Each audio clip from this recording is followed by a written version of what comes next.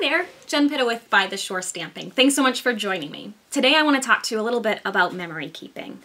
I think that scrapbooking, however you decide to do that, is very important. I have been a traditional scrapbooker for about 15 years, and I don't plan to stop.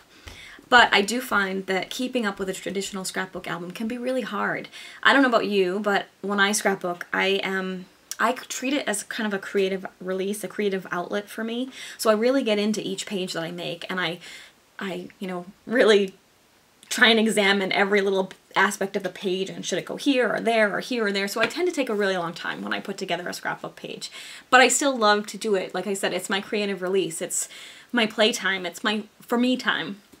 And I love the finished product, but I usually don't have a whole lot of time to scrapbook in that way. In an extended period of time where I can actually make a lot of progress, except for maybe once or twice a year when I go to a crop or something like that, a scrapbooking weekend.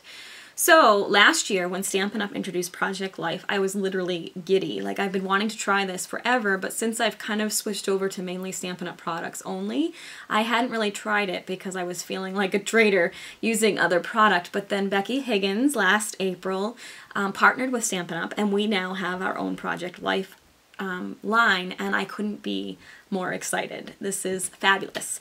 And I'm going to tell you a little bit about what you need to get started with Project Life and why it's important, and just we'll do a quick demo of how you can actually put together some pages and how quick it is. You'll actually see. So first off, let's show you what you would need to get started with a Project Life album. First, you're going to need an album. This is the 6x8 Early Espresso album that Project Life carries. Not Project Life, Stampin' Up! Carries. And then you can see here, this is my Key West album, which right now still needs some journaling. But you can see, so it's basically just pockets and little adorable little cards that you fill in. So slip them in, you're good to go. So that's kind of what it looks like. But we'll get a little more into that when we show the demo. But this you would need to start the album. A packet of the pages, and I would probably recommend 3 to 4 for a 6x8 album, depending on how big your album is or how many photos you have to include in it. My Key West album has about 3 full packages plus a couple of extra pages, so if you wanted to be safe, maybe 4 of these to get started with one album. And I do recommend that you start with like a 6x8 album. It's so much less intimidating than the big 12x12, which we also carry, and I'm actually going to work on my demo will be a 12x12 page, so you can kind of see what that looks like too. Also, you'll need some photos. Some journaling pens. These are the Project Life pens by Stampin' Up! They're fabulous.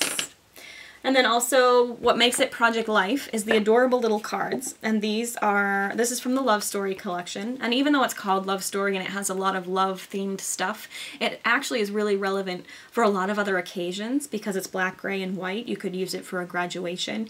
You could use it for even a new baby if you want to just put pops of pink or pops of blue, depending on whether it's a boy or a girl, but there's a lot of options for it. And the great part about Project Life is that with these little cards that you insert into the pockets, they're double-sided. And usually if there's some sort of saying or something on one side, the other side is more generic. So you have double the options. So when you order a card collection, it comes in this cute little box.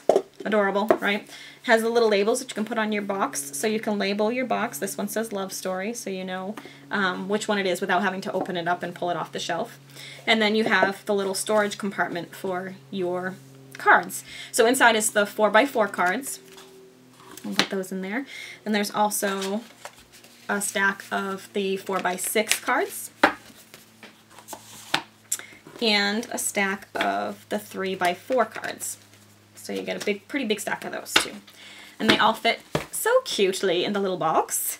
And then you also can add, and I kind of pulled mine apart at the moment, you can add the accessory pack. Oh, actually here, let's do this one. Accessory pack. So this one is the Love Story accessory pack, and it has some stickers, some sequins, some washi tape, just some stuff that you can kind of step up your pages a little bit, and still so that you can have that creative feeling, even though you're just slipping photos in an album, basically, and adding some journaling, which is hugely important. Don't forget the journaling. Okay, and then that, if you buy one of those, will also fit right in that little box, along with your little pens. Doo-doo. You could, if you don't have a lot, you could even slip your pictures in the back of that box. Put the box on, the box top on. Whoops, try not to wrinkle your photos. Ugh. And voila, you take this and your pages and you're ready to work. And you could get a ton of pages done and make some serious progress on those stacks and stacks of photos like this. So I'm actually working on a scrapbook album for my niece for her college graduation. And I'm doing a 12 by 12 album for her, just kind of documenting a lot of the highlights and milestones of her life up into her graduation. And, you know, of course, don't forget the journaling, the little tidbits and things that I want her to know, or the things that I thought were funny when she was a kid. So I love doing that, and it's great to walk down memory lane, and it's so easy. So let's go ahead and do a quick little demonstration of what the assembly of a page might look like.